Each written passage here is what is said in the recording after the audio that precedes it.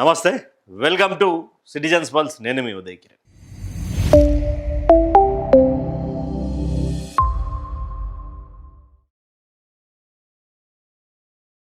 తెలంగాణ రాష్ట్రంలో నాకు తెలిసింది ఇద్దరే. తెలంగాణ రాష్ట్ర వ్యాప్తంగా భౌగోళికంగా ఆ యొక్క దాని గురించి మాట్లాడేటువంటి వ్యక్తులు ఇద్దరు అంటూ కూడా ముఖ్యమంత్రి రేవంత్ రెడ్డి గారు చేసినటువంటి వాక్యాలు కొంత దుమారం రేపుతా ఉన్నాయి. దాంట్లో పిల్లనిచ్చినటువంటి మామ అన్న జైపాల్ రెడ్డి, మరొకరు నా పక్కన కూర్చున్నటువంటి కేకే అని చెప్పి ముఖ్యమంత్రి గారు మాట్లాడతారు. దానికి సంబంధించినటువంటి విజువల్స్ మీకు చూపించేటువంటి ప్రయత్నం చేస్తా. ముఖ్యమంత్రి గారు మాట్లాడినటువంటి తాత్పర్యం ఏంది, అసలు ముఖ్యమంత్రి గారు రోజు రోజుకు ఈ యొక్క మాటల గారడి ఏంది అనేది కూడా అర్థం కాకుండా అయిపోతా ఉన్నది. రోజు రోజుకు ఆయన అయితే తెలంగాణ సమాజం పట్ల సంపూర్ణంగా తెలిసినటువంటి నాయకులు ఇద్దరు మేధావులు అన్నారు. తెలంగాణ సమాజం పట్ల సంపూర్ణమైన అవగాహన నుండి మేధావులు అని చెప్పగలిగిన వాళ్ళు నా దృష్టిలో ఇద్దరే. ఒకటి జయపాల్ రెడ్డి గారు, రెండు కేశవరావు గారు. నాకు పరిచయం ఉన్నదాన్ని. తెలంగాణ సమాజం పట్ల సంపూర్ణమైన అవగాహన నుండి మేధావులు అని చెప్పగలిగిన వాళ్ళు నా దృష్టిలో ఇద్దరే. ఒకటి జయపాల్ రెడ్డి గారు, రెండు కేశవరావు గారు. నాకు పరిచయం ఉన్నదాన్ని. అయితే మన ముఖ్యమంత్రి గారు ఎప్పుడు అంటే కొంత డిఫరెంట్గా మాట్లాడేటువంటి ప్రయత్నం చేస్తాడు, అడ్డంగా ఇరిగిపోతుంటాడు. ఎందుకు మాట్లాడుతూ ఉన్నా అంటే తెలంగాణ రాష్ట్రాన్ని భౌగోళికంగా మొత్తానికి తెలిసినటువంటి వాళ్ళు ఎవరైనా ఉన్నారు అంటే అది కేకే, మరొకరు మన జైపాల్ రెడ్డి గారు అంటారు. మరి నేను మాట్లాడేది ఏంది అంటే తెలంగాణ సమాజం అడుగుతున్నది ఏంది అంటే మరి ఇక్కడ ఉన్నటువంటి తెలంగాణ రాష్ట్రం మీద పట్టు సాధించినటువంటి వ్యక్తులు ఎవరైతే ఉన్నారో, ఒకరు ప్రొఫెసర్ జయశంకర్ సార్, కీర్తిశేషులు. రెండవది సూరవరం ప్రతాప్ రెడ్డి, సూరవరం. మూడవది సినారే, ఇంకా ఎక్సెట్రా ఎక్సెట్రా ఎక్సెట్రా. ఇప్పుడు ఎమ్మెల్సీ కోదండరాం రెడ్డి. అయితే మరి తెలంగాణలో ముఖ్యమంత్రి గారి వర్షన్ వచ్చేసి ఏంది, జైపాల్ రెడ్డి, మరొకరు కేకే. అంటే వీళ్ళిద్దరేనా ముఖ్యమంత్రి గారు చెప్పేటువంటి ఎవరు మేధావులు? జైపాల్ రెడ్డి, కేకే అన్నాడు. కానీ ఇక్కడ తెలంగాణ రాష్ట్రం కోసం, తెలంగాణ భౌగోళికంగా తెలంగాణ స్వరాష్ట్రం సాధించాలని తెలంగాణ మూల ఈంచుగా పట్టుబట్టి నేర్చుకున్నటువంటి మా ప్రొఫెసర్ జయశంకర్ సార్ తెలియదా మీకు? మీకు తెలిసినటువంటి వాళ్ళిద్దరంటే మరి జయశంకర్ సార్ తెలియదా? తెలంగాణ ఉద్యమానికి ఊపిరి పోసినటువంటి వ్యక్తులు. తర్వాత మరొకటి కొండా లక్ష్మణ్ బాబూజీ తెలియదా? ఆయన మేధావే కదా, ఓ గద్దరన్న మేధావే కదా. ఆ తర్వాత సూరవరం ప్రతాపరెడ్డి ఏంది, డాక్టర్ సినారే ఏంది. మరి ఇప్పుడు దీని మీద, ఈ అంశం మీద ఎమ్మెల్సీ కోదండరాం గారు మాట్లాడాల్సినటువంటి సందర్భం వచ్చింది. మేధావులు అంటే ఇద్దరే అని చెప్పి ముఖ్యమంత్రి గారు అంటున్నారు. ముష్టి ఎమ్మెల్సీ సీటు కోసం మరి మీరు మేధావి కాకుండా పోయిరా? ఇక్కడ కోదండరాం రెడ్డి గారు స్పందించాల్సినటువంటి అవసరం ఉంటుంది. ఎందుకు అంటే గతంలో తెలంగాణ స్వరాష్ట్రం కోసం పోరాడినటువంటి నేపథ్యంలో ఒక జేఏసీని ఏర్పాటు చేసి మీరు ముందుండి నడిపించినటువంటి నాయకత్వాన్ని మేము ఆహ్వానిస్తాము. ఈయన ముఖ్యమంత్రి గారు ఎవరు? గన్ను పట్టుకొని, రైఫిళ్ళు పట్టుకొని జై తెలంగాణ అన్నోని కాల్చి చంపుతా అని చెప్పి కార్లో పోయినటువంటి వ్యక్తి ఈరోజు మేధావులు ఇద్దరే అని చెప్పి ఒకరి మామ పేరు, మరొకటి పక్కన ఉన్నటువంటి కేకే గారి పేరు చెప్తా ఉన్నారు. మరి ప్రొఫెసర్ జయశంకర్ సార్ కాదా? ఎమ్మెల్సీ కోదండరాం ప్రొఫెసర్గా ఉన్నారు, ఆయన కాదా? సూరవరం ప్రతాపరెడ్డి, డాక్టర్ సినారే, ఎంతోమంది తెలంగాణ మేధావి శక్తి ఉన్నది. అంటే మీకు నచ్చినటువంటి వాళ్ళు, మీకు తెలిసినటువంటి వాళ్ళు, మీ చుట్టాలు, మీ బంధువులు, మీ పక్కనున్నోళ్ళు అయితే కాదు రేవంత్ అన్న, కాదు.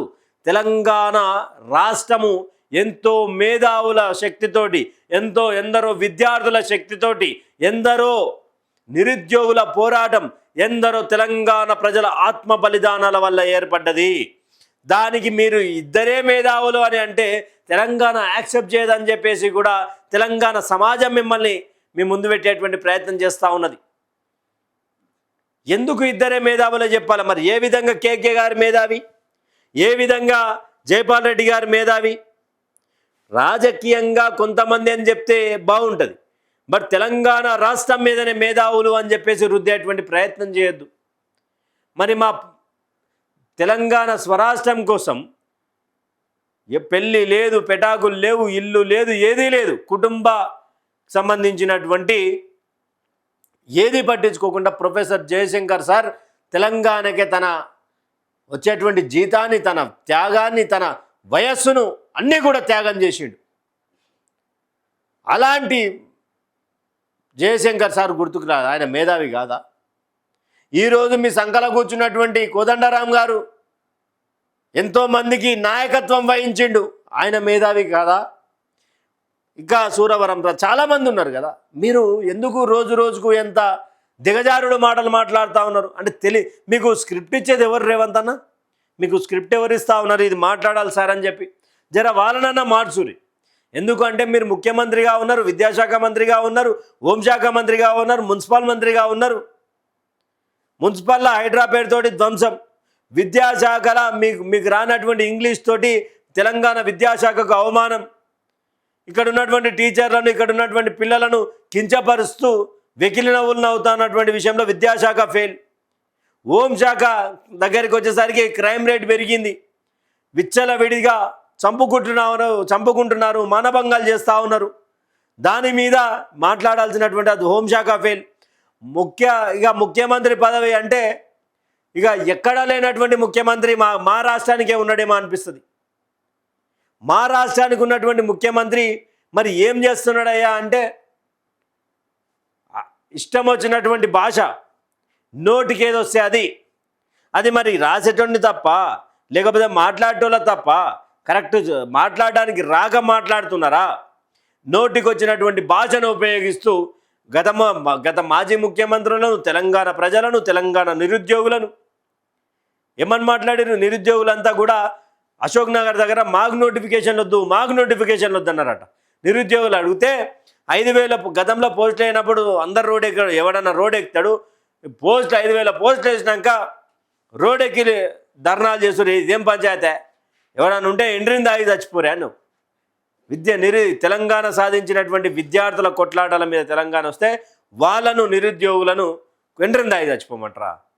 మీకు సగం మిడిమిడి జ్ఞానం ఉన్నదా, లేకపోతే ఏమున్నదా అని తెలంగాణ అంత చర్చ జరుగుతూ ఉన్నది. ముఖ్యమంత్రి గారు ఏం మాట్లాడుతూ ఉన్నాడు? చిన్నపిల్లలు టీవీల ముందర మీ వార్తలు వస్తుంటే టీవీలు బంద్ చేస్తూ ఉన్నారు తల్లిదండ్రులు.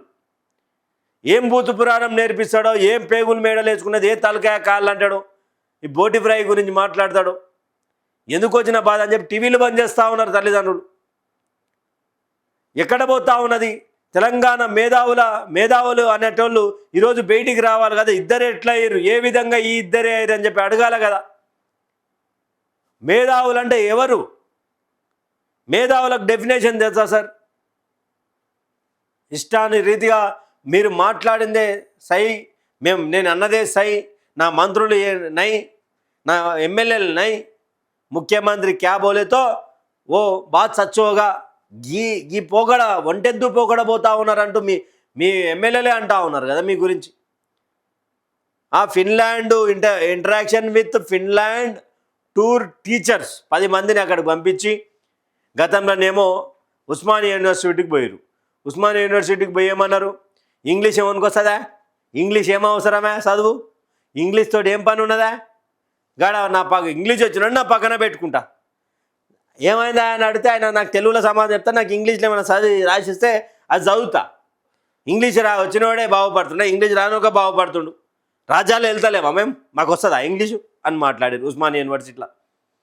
తర్వాత ఇంకొకటి ఏమంటున్నారు?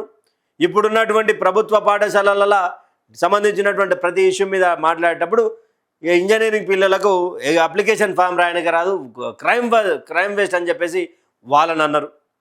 ఆ తర్వాత నిరుద్యోగులను ఎండ్రిన్ పార్టీ అన్నారు, ఎండ్రిన్ దాగి చచ్చిపోరాను. ఆ పంటలకు నీళ్ళు కావాలంటే రక్తం చాలు అన్నారు. ఇంకేమంటారు? తెలంగాణ రాష్ట్రంలో ఇంకేమున్నది? మేధావులకు మీకు నచ్చిన వాళ్ళే, మీకు నచ్చినటువంటి వాళ్ళే కార్యకర్తలు, మీకు నచ్చినటువంటి వాళ్ళే నిరుద్యోగులు, మీకు నచ్చినటువంటి వాళ్ళే ఇది అంటే ఎట్లా చూడవచ్చు దీన్ని? ముఖ్యమంత్రి గారి భాషా విధానం మారటం లేదా? కావాలంటే ఇదే దీని మీద ఇట్లా మాట్లాడుతున్నారా? ఈ యొక్క విషయంపై మీ అభిప్రాయాన్ని కామెంట్ సెక్షన్లో కామెంట్ చేయండి. నిజానికి తెలంగాణ మేధావులలో ఇద్దరే ఉన్నారా? ఒకటి కీర్తిశేషులు జైపాల్ రెడ్డి గారు, మాజీ కేంద్ర మంత్రి, మరొకటి కేశవరావు గారు. నిజంగా వీళ్ళిద్దరే అయితే మీ అభిప్రాయాన్ని కామెంట్ సెక్షన్లో కామెంట్ చేయండి. Thank you for watching. Stay tune with citizens pulse.